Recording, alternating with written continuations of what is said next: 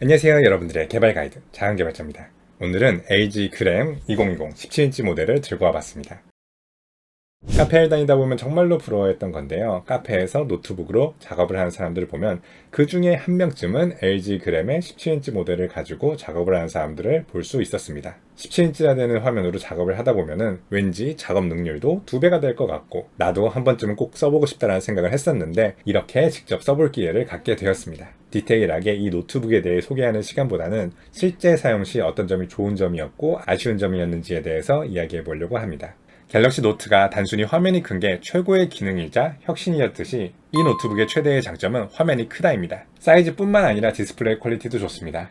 2560, 1600에 XQXGA를 지원하는 16대 10의 화면 비율은 최고의 생산성을 만들어줍니다. 여기 일반적으로 많이 쓰는 14인치와 17인치 모델이 있는데요. 확실히 17인치가 작업 화면이 넓고 16대 10의 비율을 가지고 있기 때문에 스크롤이 많이 필요한 작업을 할 때 편리하게 사용할 수가 있습니다. 저는 13인치가 크기가 작았기 때문에 14인치라는 모델이 나왔고 15인치라는 모델도 조금 부족하다고 생각하기 때문에 16인치 모델이 나왔다고 생각하는데요. 17인치는 그런 거 없습니다. 휴대용 노트북이 가질 수 있는 최고 크기가 17인치라고 생각합니다. 이렇게 화면이 큰 노트북은 여러 있었지만 LG 그램의 특징은 압도적인 화면 크기를 가지고 있으면서도 무게가 1.35kg 밖에 안 된다는 겁니다. 실제로 들어봤을 때 크기에 비해서 가볍다라는 생각이 드는데요. 지난번에 한성 15인치 노트북이 1.5kg 밖에 안 된다 라고 좋아했었는데 이건 어떻게 이 무게가 가능한지 모르겠습니다. 그리고 크기 또한 작습니다. 과거 15인치 정도로 15인치용 노트북 가방에 잘 들어갑니다. 노트북을 쓰다 보면 화면이 좁아 답답해서 휴대용 모니터를 가지고 싶은 마음까지 드는데요. 17인치 디스플레이로 작업할 때에는 정말 아쉬움이 없었습니다. 왜 우리는 17인치 노트북을 사용하고 있지 않았을까요? 화면이 넓고 해상도가 높다 보니 멀티태스킹에 최적화되어 있습니다. 작업을 하면서 유튜브 보기도 좋고요. 두 가지 창을 좌우에 띄워놓고 사용하기도 좋습니다. 16대 10의 화면 비율은 스크롤 횟수를 줄여주기도 합니다.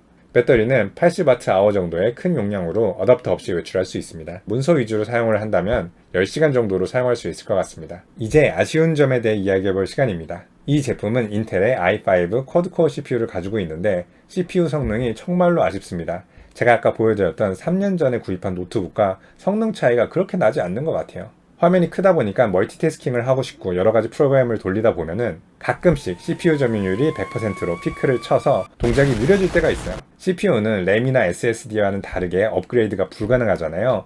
분명히 웹브라우저의 탭을 여러 개를 열어놓고 CPU 파워가 필요한 개발을 한다면 답답할 일이 많을 겁니다. 파이썬이나 자바스크립트, 웹 개발 같이 좀 더 가벼운 작업, 무거운 컴파일 없이 화면에 결과물이 바로 뜨는 그런 개발을 할 때나 어울릴 것으로 보입니다. 높은 CPU 점유율을 유지하다 보면은 컴퓨터가 뜨거워지는 걸 느낍니다.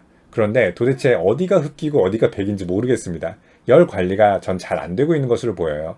그리고 디스플레이가 반사가 심한 글레어 판넬이기 때문에 화질이 조금 더 선명해 보일 수 있는 효과를 누릴 수는 있지만 낮에 창가나 조명이 있는 데서 컴퓨터를 하다 보면은 아무리 화면 밝기를 밝게 하더라도 반사가 되는 것을 피할 수가 없습니다. 이 문제는 특히 배경을 어둡게 했을 때 확실히 보입니다.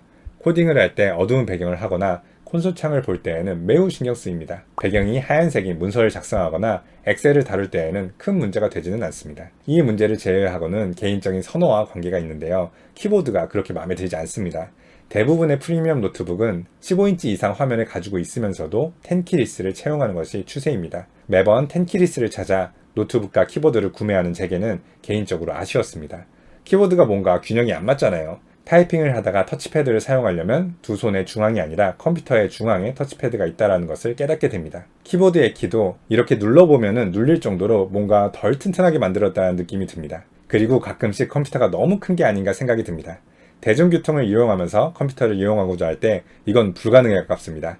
17인치를 사놓고 크다고 하거나 버스에서 작업을 하려고 하는 게 정상인 같진 않지만 피치 못하게 좁은 공간, 예를 들면 장거리 비행을 할 때 비행기 안에서 꼭 필요할 때 노트북을 쓸 수 없다고 생각하면 그건 아쉽다고 생각할 수 있습니다. 마지막으로 가격이 비싸다를 단점으로 할까 말까 고민을 했습니다. i5에 8기가 램, 256기가 SSD 모델이 145만원으로 그 성능에 비해 저렴하지 않습니다. 이전에 말씀드렸던 키보드 문제도 그렇고 디스플레이가 커서 그런지 아니면 힌지가 약해서 그런지 가끔씩 이렇게 흔들흔들거리는 이런 것도 여러 번 경험할 수가 있었습니다. 낮은 성능과 이런 빌드 퀄리티를 생각하면 가성비는 낮다라고 볼 수 있습니다. 하지만 성능 문제와 낮은 가성비, 자잘한 문제를 가지고 있음에도 불구하고 이 정도의 무게의 16대 10의 디스플레이를 가지고 있는 비교할 만한 노트북은 찾을 수가 없었습니다. 그래서 높은 성능이 필요하지 않고 이러한 자잘한 문제에 둔감한 일반인에게 어울리는 노트북이 아닐까 생각을 했습니다. 전문적인 사용을 원하시는 분들, 예를 들면 사진이나 영상, 설계나 코딩을 하는 프로그래머에게는 그리 추천드리고 싶지 않습니다. 인텔 CPU만 주로 쓰던 국내 대기업의 대응이 조금 느린 것 같지만 르노아르 CPU를 적용한다면 높은 성능이 필요한 분들도 만족하고 가성비 또한 크게 나아질 거라고 생각을 합니다. 지금 당장 LG 그램 17인치를 구매하고 싶다 하더라도 그때까지 조금은 참으셨으면 좋겠습니다. 이 노트북을 구매하고자 하는 분들께 도움이 됐기를 바라면서 여기까지 마치도록 하겠습니다. 감사합니다. 자연개발자였습니다.